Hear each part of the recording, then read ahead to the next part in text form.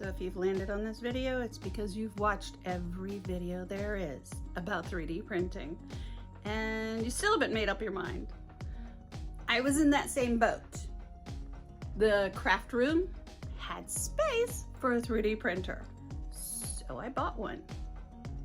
Not knowing anything about them, not having any skills, not having any engineering degree or anything. And I was left with 5 questions at the end that I couldn't get a video to answer. So those are the video questions. Those are the questions. This is the video that is going to answer those questions. First choice you need to make is, do you want a Bowden printer or a photon printer? Photon printers use UV light. UV? Yeah, that kind of UV, like the sun. Nothing against UV resin printers. I'm sure they're fantastic, but I lack the real estate in my craft room. I hope your craft room has enough real estate for one of these, but I do not. You have to have gloves, a lifetime supply thereof, isopropyl alcohol to soak your resin creations in, and you must have a dedicated sink to dispose of resin because it cannot go into a septic tank. You also need space for the curing station, which I don't have counter space for either. And you need special dedicated ventilation. Now, that's something I can't even get into because I'm in a house. Is that a turkey pan?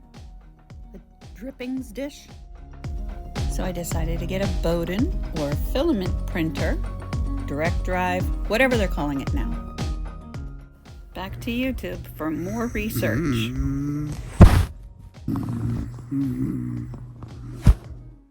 What's the difference between a plug and play and a DIY? How much DIY is involved in it? Where do I get things to print? Where do I create my own print? And what filament do I use? Well, the last 2 were fantastic questions that I managed to answer after I purchased. The filament question can be answered by Zack Friedman. There is a link to one of his videos. One of those videos that we would have done testing out every filament, but luckily he did it for us. So you're left with questions like, how much DIY is involved in it? What's the difference between a DIY and a plug and play? Well, this is a plug and play. My husband refers to it as my gateway printer. But it is literally that. You plug it in, you create an account like you do for everything else. It flashes the colors and the kid clicks on the color and it starts printing. It's fantastic. Whatever we threw at it, it did. So you're fine getting one of those. Now, if you want a DIY, how much DIY is involved? About as much as putting together an IKEA shelf. That easy. As far as putting it together, if you can put together the IKEA stuff, you can put together this. All of the computer components are inside the housing, so you don't need to worry about it. No, I didn't do an unboxing because you've seen stuff come out of a box before. This is my then 7-year-old granddaughter and I assembling my first DIY 3D printer. And she had a blast doing it. Totally normal, don't freak out, just loaded the filament. Now when you're getting a printer, get what you want. If having something that levels itself out for you is important, then do it. If having a silent motherboard is important, then get it.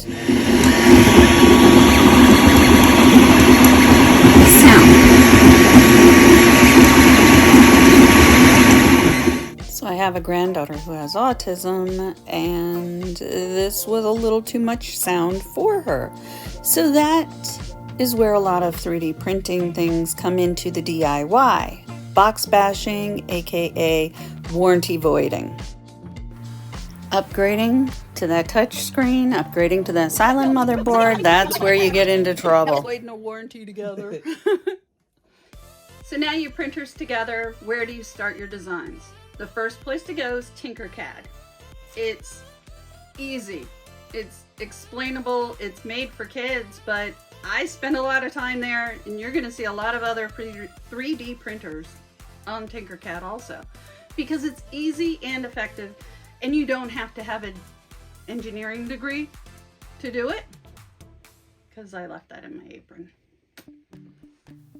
This is Tinkercad. It has a bunch of free characters, trees, skulls, letters, things like that. You can make an angry little Funko Pop if you want. The kids have a ball doing this. And sometimes we don't even 3D print these. Sometimes it's just to make grumpy face or something silly. But look at it as a hobby. It is a hobby, and it should be treated like a hobby. Or at the very least, a first boyfriend. You know. You learn a lot, and you're not so sad when you dump it. Because everything in here can be just put in the trash can and started over again. There's nothing to be intimidated by as far as 3D printing and 3D printing creations. These are all easy. And like I said, I do not know what I'm doing. Maybe make a cute little keychain ice cream cone thing, or a jewelry box to hold earring backs, or an initial or something. I don't know. The punchline is we need parents encouraging this kind of technology play, because this is what creates and inspires future engineers, future robotic engineers, future designers, all kinds of things. This isn't just silly play. This is educational play. And for crying out loud, don't ever tell them it's educational. Brussels sprouts never came back from the nutrition label. These are the people who are picking out your retirement home. Hello? Do you want somebody who is looking for the perfect tasting schnozberry, or do you want somebody who finds you the perfect retirement home? This is Thingiverse that's been popping up across your screen the whole time I've been monologuing. It's a great little platform that has all kinds of ideas from all over the world. It's a great little community for educational groups and things like that. Anything you're interested, you'll probably find on there.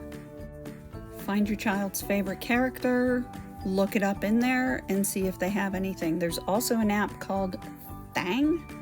I'm not sure about that. I haven't ventured into that. Like I said, I have no clue what I'm doing.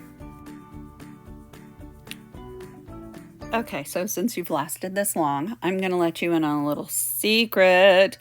Creality and Soval both have customer service.